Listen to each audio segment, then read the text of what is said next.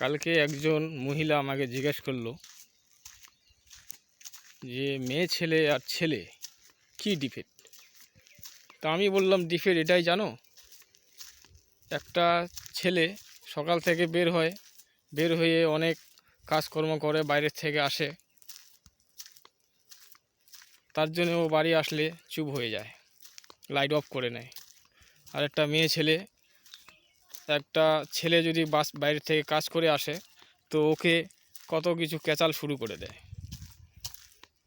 মরদ এই জন্য চুপ হয়ে যায় যে আজকে আমি বাইরের থেকে কাজ করে আসছি, কালকে আমাকে আবার বাইরে কষ্ট করতে লাগবে, বাইরের লোকের সাথে খাটনি করতে লাগবে। তার জন্য ওইটা ভাবে ও চুপ হয়ে যায়, বউয়ের সাথে বেশি ক্যাচাল করে না।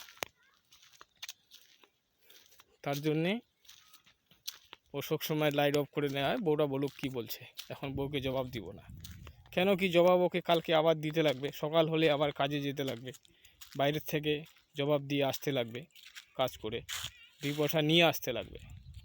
বউ বাড়িতে থাকে তো বুঝতে পারে না জিনিসটা, যে একটা ছেলের কত কষ্ট হয়, বাইরে কত কিছু কষ্ট করে আসতে লাগে, তারপরে 2 টাকা নিয়ে আসে, সংসার চালায়। তার জন্যে ছেলে আর মেয়ের এটাই ফরক।